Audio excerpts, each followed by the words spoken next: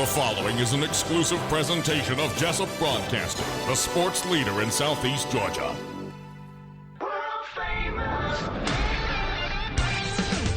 The world famous Butch and Bob Show. World famous Butch and Bob Show right here on WIFO 105.5 FM in Jesup, Big Dog Country Radio. And Bob, it's good to be back home.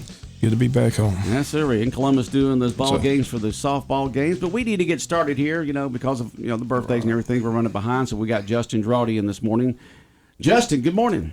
Good morning. Good morning. I say Pastor Justin Drawdy? Well, good morning. Thank you for morning having from me. NewLife Church. Yes, sir. Thank you for having me this morning. It's an honor to be here with you guys. We appreciate you letting me come in and be with you just for a moment, just to make a special announcement this morning. And what is that announcement, Pastor? Well, that announcement is that this Sunday, October the 29th, we are going to be holding our first service in our new building off of 1255 Joey Williamson Road. The Lord has truly blessed us, and we are finally making that move into our new building. We've been established here in Wayne County for 13 years now, and we've been working on this new building for quite some time. The community drives by, going to the high school, they see it. But our first official service will be this coming Sunday, October 29th.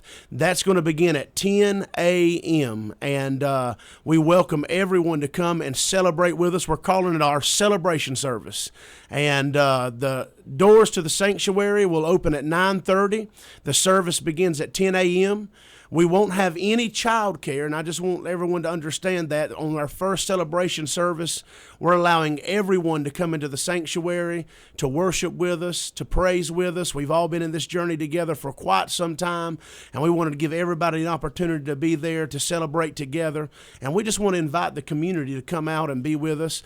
If you don't have a home church, we'd love to have you come. If your pastor's expecting you be at your church, but we would love for you to come and worship with us this coming Sunday at 10 a.m. We're really excited. God has been so faithful. Back in 2016, we experienced a fire, and a lot of people know us as the church that was burnt in 2016. But since then, the Lord has just carried us beyond anything we could ever ask or imagine, and we just give him the glory, and we just appreciate you guys letting us come on and make this announcement today. And I just wanted the community to be aware that this Sunday will be our celebration service. Celebration service at NewLife Church, brand new building there on Joey Williamson Road. We've all seen it go up over the past couple of years, and it's great that y'all have got this new facility. Celebration service beginning at 10 a.m. Yes, sir. This Sunday, everyone is invited to come worship with them and see the new church. Yes, sir. All right, Bob, any other question or comments for Just happy for him. Like I said, I still remember when you came in after the fire and everything that's taken place, but it's been a long process, long journey, but it's finally here, and congrats on the service on Sunday. Yes, sir. And just one more thing. Just want to say thank you to everyone who has supported us and helped us the last few years. We love you all. We appreciate you. Thank you. I love Wayne County. I love Jesup. I thank God for being planted here, raised here, and it's an exciting journey.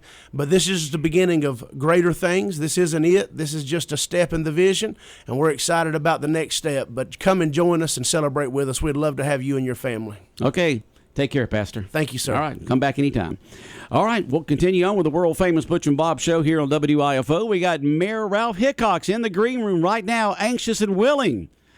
Come here on the show and talk. We'll have him on the moment. Me and my buddies grew up on the Omaha. Concerts are memories that last a lifetime.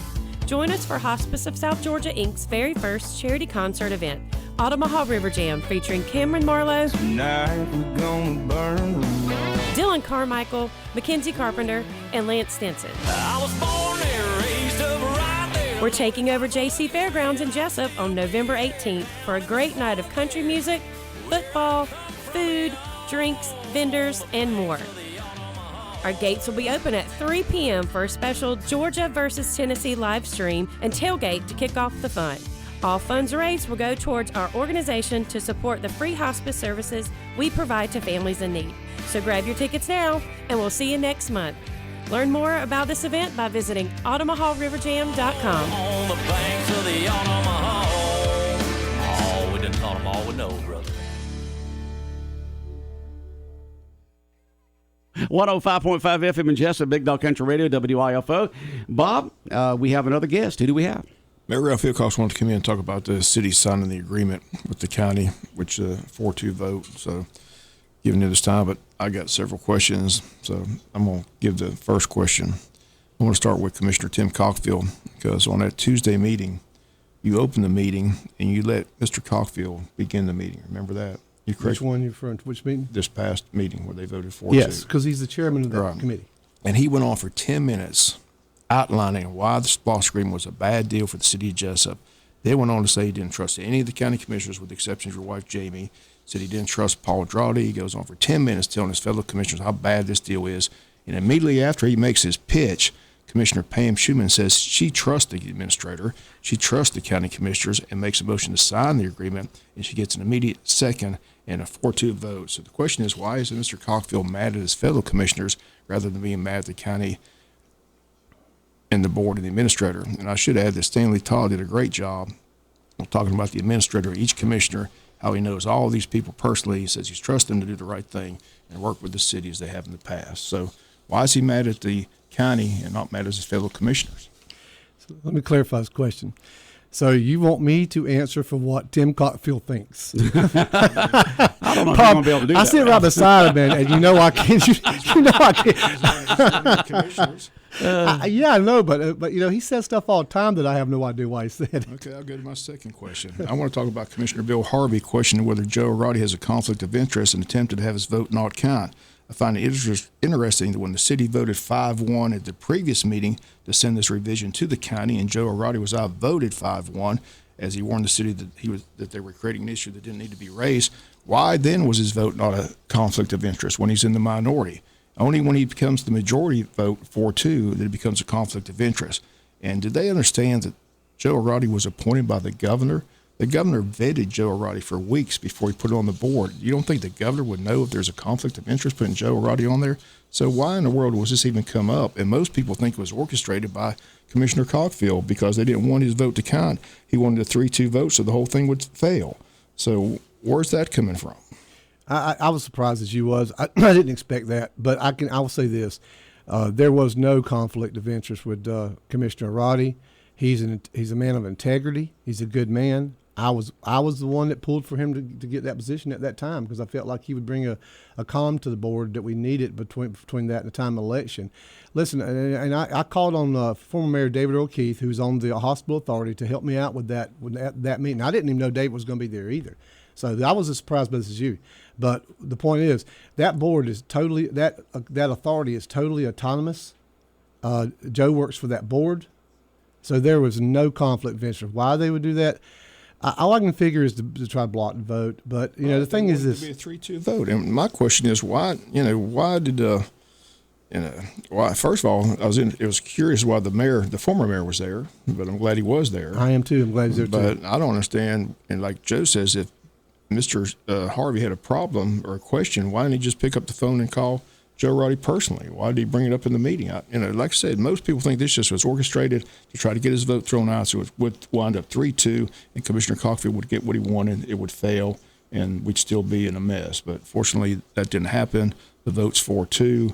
The county is happy that the city agreed to it. I think most people believe that was the best route to go, that it got worked out. Do you think, I guess I'll ask the question, do you trust, you said you trust the county administrator and the commissioners. You think they'll do the right thing, don't you? I hope they will. You have hopes for that. I've been friends with Kevin McCray for a long time, and Mike Gordon, and I've known Mr. Drawdy for a long time, and I think the world of all of them. I consider them friends. I hope that after the process, they're still my friends, because I see them that way. So I tell you like this: I don't believe there's anybody on either board. I hope not anyway, that had any other intent to try to do the best for their government to get the best deal they could do. I can tell you my part. I was trying to get the best possible deal I could get within reason to take care of the needs and the responsibilities that the city of Jesup has. That's my responsibility as mayor to try to make sure that. And my big issue, and what's kind of crazy in this whole thing, is the narrative, how it hasn't come out. I don't understand it because that's all I've talked about, is the industrial park. Industrial park. So me, the big thing with this SPLOST was making sure we fund it. Y'all, we only got one pad ready site out there, and with the explosion going on in Savannah and the Kia plant, we've got to capture for the good of our county, for the good of our people, for jobs. So do you realize that 11% of our digest is one industry alone? One. That's how much impact industry can have. That's 11% of the taxes paid is one person, one individual company. It is critical, imperative that we finish that industrial park. Now, I am concerned right now because it's not funded in SPLOST. But SPLOST, but no one put it in there. Right. You didn't put it in yours, or did. The county didn't put it in theirs, we right? did. We had to cross it out. Had to because we cross didn't have it. money. We You didn't have the money. Right. Without You'll get the nine. The way out. The money has been set. For the you got to do that on a SPLOST. You got to say what it's for, and then it has to be approved by the state and so forth like that. And then if it's voted on yes next March, then it takes about almost 5 years to get up to that $28 million level, somewhere along in there, maybe 4 years, according to what the economy is. But that's what has been set. And then it seemed like to me the division was over on what's going to happen after that.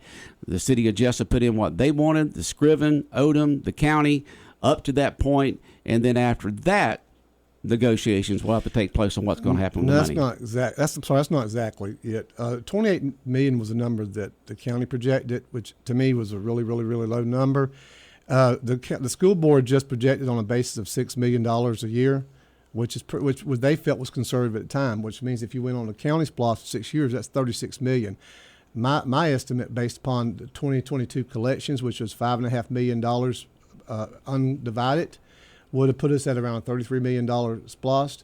So 28 was, and that's with no inflation at all. But that's what it's set at right now. That means yes, you can change it right now. Exactly. When it gets to 28 million, however long it takes to get to 28 million, the money that comes in will be set for the projects that will be approved by the state from the state for Jesup, Odom, Scriven, and the county. After that is when negotiations will have to take place on what are we going to do with this extra. Is it going to go to the industrial authority, industrial development out there and building it, or whatever the case may be.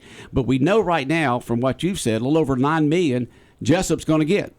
Right. Well, that is what we were told we would get, so that's what we had to base our budget on. Right. And so we had a $4.6 million worth of notes on the GFA loans for the wastewater treatment plant that we were obligated for. And so that was where over half of the money went. And then we have to continue to buy police cars and body armor, and we had fire equipment. Right. And by the time we took roads and roads, we didn't have any money for sewer other than the GFA loan. So when we calculate that up, it ate up the whole $9 million. We really needed about another $5 million to take care of the overrun. So we found out, and that was part of why it went back and forth, because we found out there's an additional. It's because of inflation, y'all. Nobody's fault here. But going back to industrial park, and I want to make this clear. You've been on the industrial park from day one. Absolutely. But at the SPLOST meetings, the industrial park was never mentioned. And the reason the industrial park was never mentioned and that brought up and not put on the SPLOST projects is because everybody thought the funding was there for the industrial park. We only learned a couple weeks ago when Bill Schuman came and presented with the inflation and everything going on that they're not going to have enough money for the industrial park. That's why the industrial park was never discussed at the SPLOST meetings. And going back to the SPLOST meetings again, when Paul Drawdy said we're using conservative figures, we believe $28 million is the projection, no one questioned it. No one said, oh, I think that's too low, Paul. No, they all went along with it. Everybody left that meeting agreeing that those were the figures, that's what the projection was. And then all of a sudden the city came up with this revision that turned everything into a monkey wrench. But again, the reason the industrial park was never mentioned to SPLOST is because everybody believed the funding was there. We only learned a couple weeks ago, correct, when Bill Schuman came, that the funding wasn't going to be there because of the inflation. And not totally. I mean, I've been talking about the industrial park from day one. I know, I get it. I know, but hang on. I'm talking about the SPLOST meetings. Me too. I'm saying I never heard industrial park mentioned the SPLOST meeting, especially the first one. First of all, I'm not on the committee. So I was not. Right. Well, you were like me. You didn't even know the first meeting was going to take place. I had to tell you. That is true. Most people, I don't think know that. About transparency. Yeah. So I didn't even know. Actually, Bob Morgan had to call me and tell me. I asked you, did you know yes, that was a meeting? Right. I did not even know about. So, but as far as what I believed in, I knew that the industrial park was the priority, but I had heard wind from Bill Schuman that it looked like it was going to go over. So I had been talking to people. I'd called Paul Drawdy and I'd talked to Kevin McCrary, And I had told them that, yes, it looked like it was going to, we didn't know how much. I couldn't put it out official, but I said we really need to earmark money aside because, the cities, well, let me back up. First of all, if you go look on the Wayne County website, 2022, their State of Wayne, and you read down to the bottom, you'll see that the industrial park, that water infrastructure, it was considered by the county and us as a joint venture. In fact, of the grant that we got we got a grant for $6.7 million from the state to help us do it. The city of Jesup put in $1.8 million additional. The county put in $500,000. So it's a joint effort. So because it's a joint effort, I was very much talking. I know in that room, you got to realize I weren't on that committee, but I had been constantly talking about, guys, we've got to make sure we hold back money. Now, we knew it was going to run over. We didn't know how much. And the state did come back and say, well, we'll give you a 10% overrun. So we were hoping up until that meeting like you're talking about, we was hoping that would take care of it. But I was still saying we need to make sure because this is too critical to our community. But what it really come out was that, and this is not final yet either, that 4 to 5 million is what, and it's inflation. Nobody figured wrong. It's just, y'all know what's inflation done. Everything's shot up. Ridiculous. You could buy anything these days. It's so much more than it was just 2 years ago. Right. And so it's going to be at least $4 to $5 million over. But once they get the final figure, don't you think the city and county can come together? And I certainly hope so. Because the industrial park I'm sure it they is will. important. It's too important not it's to. too Right. I believe firmly that the county realized the importance of that industrial park as well, and I think it is the Wayne County Industrial Park. Once you get the final figure, it's not the Jesup Industrial Park. I believe they'll be able to sit down and work it out. Personally, I think you got to get. First of all, you got to get the figure. We don't really know what the final cost of that project is going to be at this point.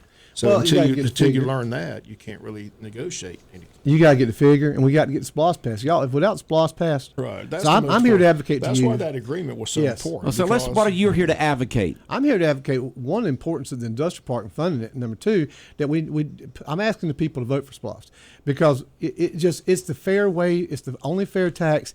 And y'all, if I can't tell you the number of times that I've been on when I was on the county commission and now on the city. We have some piece of equipment breakdown that's $250,000, an ambulance with the county, right? And, we got to have another ambulance. Well, where we going to get it from? Well, we got SPLOST money held over, which is earmarked for public safety. Without that, you'd have to hit people on the digest. You'd have to raise your millage. So just one ambulance, $250,000. Okay, I think on the county it's like $900,000. So you're talking about $1/3 you'd have to raise to pay for the ambulance.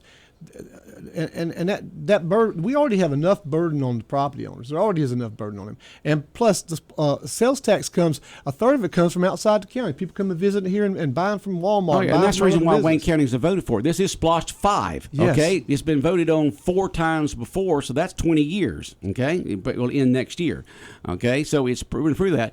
But what the city does, and all 3 cities and the county has to do is show a unified front. We don't need any wild hares out there throwing monkey wrenches into the process because what are you going to do? Let Jesup lose out on $9 million because you didn't get your way? Or are you going to let we already heard from the mayor of Scriven that basically Scriven and Odom, it devastate them in terms of their budget not having the splosh. Absolutely. So do you get upset and mad and go out there and say, I didn't get my way, so I'm going to fight against something when everyone knows it's for the good of the county and has been for almost the last 20 years? Let me give you a little analogy. The fact that Tim Cockfield said he's going to vow to campaign against it, that almost guarantees it's going to pass. I certainly hope be he in good doesn't shape. do that, Bob. But let me give you a football analogy that I like. He said he was. I know. I hope he don't. But let me give you an analogy. I look at this as, was it the best deal that I wanted for the city? No, I'm trying to get the best deal for the city. Is it the best deal we wanted? No. Did it cover the Dutch part? Not this time, but I have confidence that I believe that we're going to get that covered in that. But take it to a running back running outside, going around the corner, okay? And he gets around there and he's boxed in. The defense has him boxed in. He's got 2 choices. He can do a juke move, and while he's doing that, the defense is crashing on him. He's going to wind up losing everything like that and costing everything, right? Or he can take what yards is there, take what's there, and live for another play. And that's kind of where we were at. It wasn't necessarily the best deal for us at the time.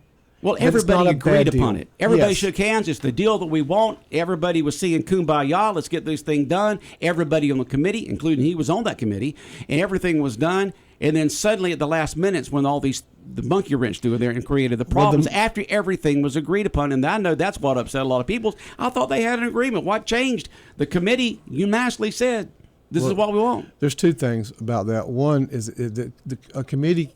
You got transparency laws, which we talk about. You can't vote in a committee. You can only vote the board. So the say decision is made, then it's not. But the monkey wrench you're referring to is the Bill Schuman meeting we're talking about. That as you pointed out, it happened after that. It happened after. Yes. There's nothing you can do about it then. No, but we found out at that point that there was going to be it weren't going to be close.